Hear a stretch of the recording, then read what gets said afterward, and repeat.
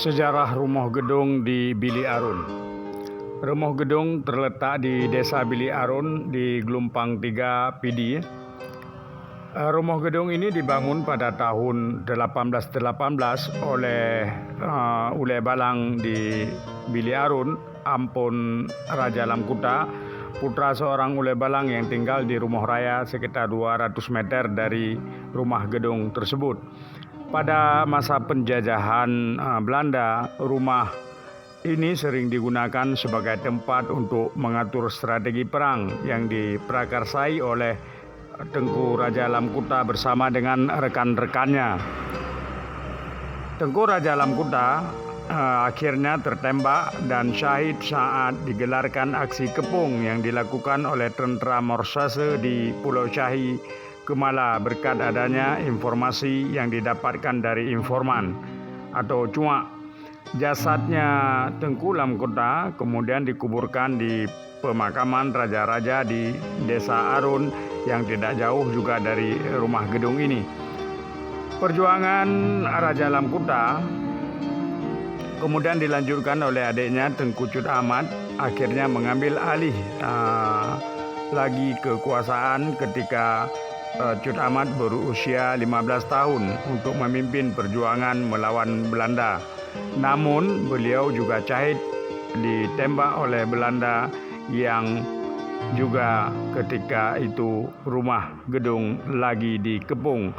Pada masa berikutnya, rumah gedung ini ditempati secara berturut-turut oleh Tengku Kejuruan Rahman, kemudian Kejuruan Husein, Tengku Kejuruan Gade. Selanjutnya pada masa Jepang masuk dan menjajah Indonesia hingga merdeka, rumah tersebut ditempati oleh Tengku Raja Umar atau biasa disebut Kejuruan Umar, anak dari Tengku Kejuruan Husein.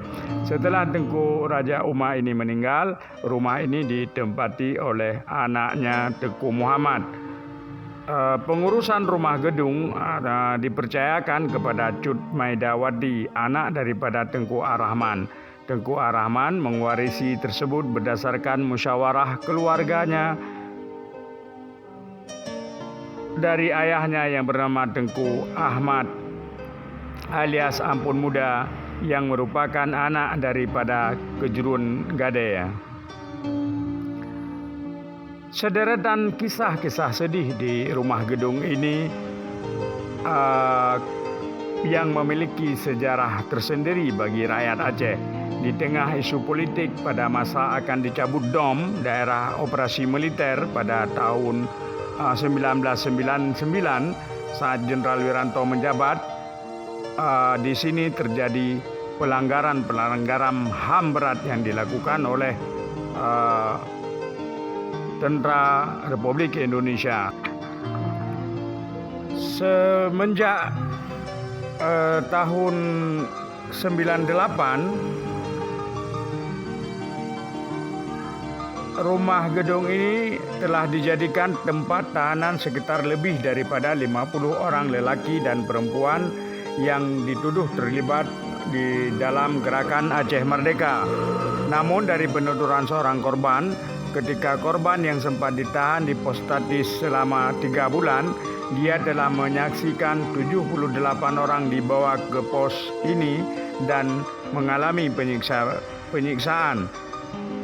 Bisa diperkirakan berapa banyak masyarakat Aceh yang telah disiksa ataupun dieksekusi di tempat ini, di rumah gedung ini, jika kembali dihitung dimulai pada tahun 1990 sejak pertama kali pos statis digunakan sampai tahun 1998.